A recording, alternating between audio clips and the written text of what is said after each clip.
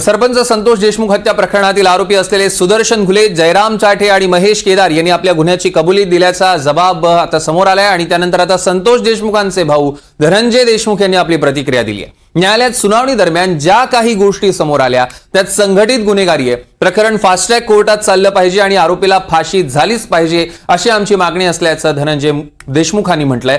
तर कुणालाही पाठीशी घालणार नाही, दोषी असेल त्याला कठोर शिक्षा करणार असल्याचं आश्वासन उपमुख्यमंत्री अजित पवारांनी दिलं।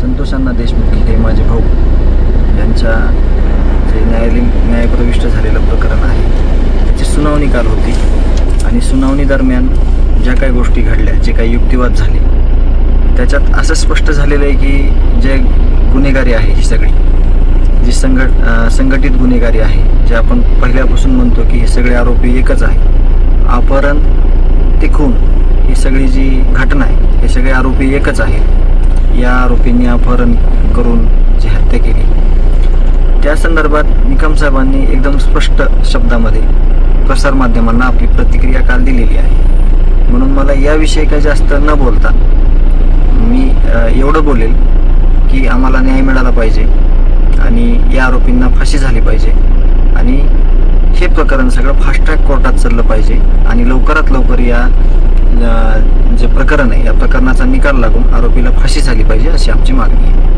त्याच्यात चौकशी चालू ना, SITची चौकशी चालू आहे, CIDची चौकशी चालू आहे, कुठेही राजकीय हस्तक्षेप नाहीये। सगळ्या गोष्टी तिथं उज्ज्वल निकम साहेबांच्या सारखे एक प्रख्यात वकील तिथं नेमले गेलेले आहेत, ते ती सगळे केस न्यायाधीशांच्या समोर मांडतायत आणि इथं कुणालाही पाठीशी घालण्याचं काही कारण नाही।